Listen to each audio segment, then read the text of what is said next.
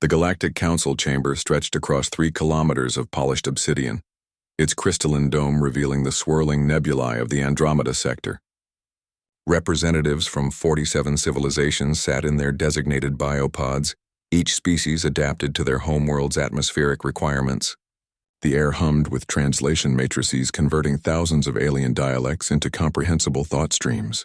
At the center of the chamber, floating in a sphere of contained gravity, hung Earth, or rather a holographic representation of humanity's blue-green marble. The planet rotated slowly, innocently, unaware that its fate was being decided by beings it had never encountered. Chancellor Vexithera of the Dominion raised her 4 arms in the ancient gesture of formal address. Her crystalline carapace caught the amber light filtering through the dome, casting geometric shadows across the chamber floor. Fellow counselors, her voice resonated through bioneural implants. We gathered today to address the threat posed by species 7834 Delta, colloquially known as humans. A ripple of agreement passed through the assembly. The Cathari delegation clicked their mandibles in approval. The gas giant dwellers of Proxima Nox pulsed their bioluminescent sacs in synchronized patterns of consent. Even the ancient cerebral collective, beings of pure thought housed in mechanical shells, transmitted waves of concurrence. These creatures, Vexithera continued, gesturing toward Earth's hologram, have demonstrated unprecedented aggression in their brief existence. In merely 10,000 rotations around their star, they have weaponized everything from split atoms to their own genetic code. Their expansion into space proceeded without the customary million-year period of philosophical contemplation. They are by all measures a viral species. Commander Yalth of the Broken Suns fleet stepped forward, his energy form crackling with indignation. They violated 14 interstellar accords without even knowing they existed. Their radio signals have disrupted 3 meditation worlds. Their primitive fusion drives have contaminated 2 shipping lanes with radiation. And their music. He paused, his form flickering with what could only be described as disgust.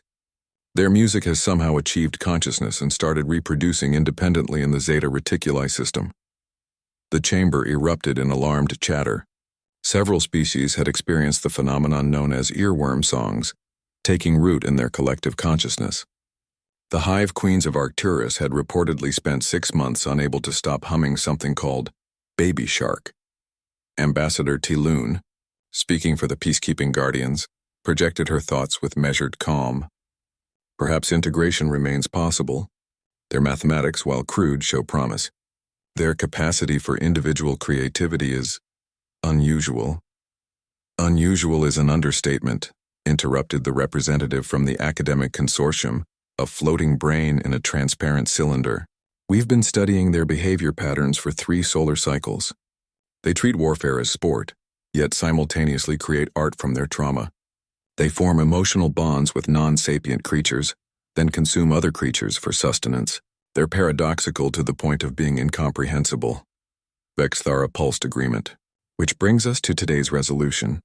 Motion 847 Alpha, the complete sterilization of System Sol 3, with particular emphasis on the elimination of species 7834 Delta, to prevent their chaotic influence from spreading throughout civilized space.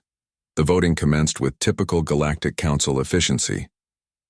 Each species cast their decision through quantum-entangled crystals, their choices immediately tabulated by the Central Intelligence. The results appeared as floating symbols above the Earth hologram: 38 votes for sterilization, 7 for containment, 2 for further study. The motion passes, Vexthera announced. The cleansing fleet will deploy within. The chamber's lights flickered. Every translation matrix simultaneously screeched feedback. The Earth hologram vanished, replaced by something impossible, a human face grinning with unmistakable defiance. "Hey there, space neighbors," the face said in perfect galactic standard, an impossibility since humans weren't supposed to know the language existed. "Hope you don't mind us dropping in on your little meeting." Panic rippled through the chamber. Security drones activated, scanning for intrusion sources. The cerebral collective screamed in mechanical harmony, their sensors detecting nothing, which somehow made it worse. The human's grin widened. "Oh, we know all about your vote. Real nice, by the way. Love the whole let's commit genocide because they're inconvenient approach. Super classy." "Impossible," whispered Talon. "How did they breach our quantum barriers?" Easy, the human replied, apparently hearing her. We didn't. See, while you were busy debating our fate, we were busy doing what we do best, adapting. 3 years ago, we detected your observation probes. 2 years ago, we cracked your language. 1 year ago, we figured out how to hijack your communication networks. And today, the chamber began to shake. Not from earthquakes or structural failure, but from something approaching from outside. Something massive. Today, we decided to vote back. The dome above them cracked, revealing not the familiar nebulae, but a sight that defied every strategic assessment the Council had ever made. A human fleet.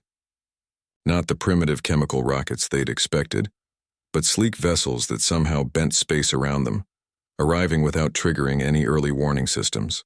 The lead ship, impossibly large and bristling with weapons that the Council's databases couldn't identify, projected a message across all frequencies. This is Admiral Sarah Chen of the Earth Defense Coalition.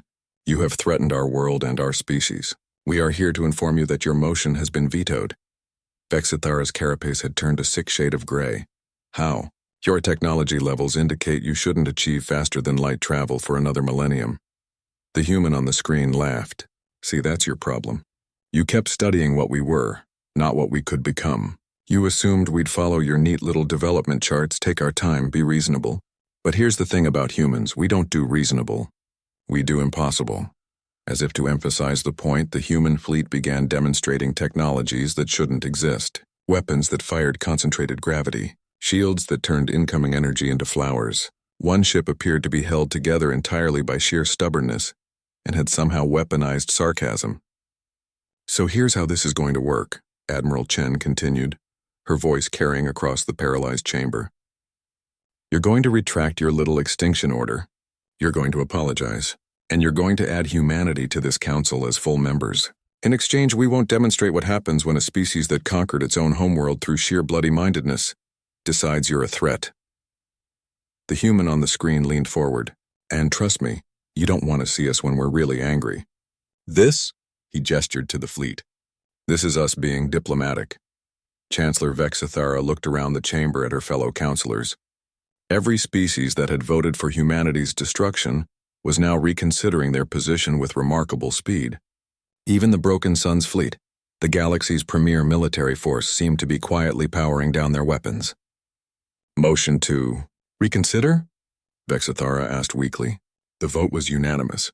As the human fleet withdrew with impossible grace, leaving behind only a single message, "Welcome to the neighborhood. We'll bring cookies to the next meeting." The Galactic Council learned its first lesson about humanity. They didn't just fight wars. They voted with fire, and the universe listened.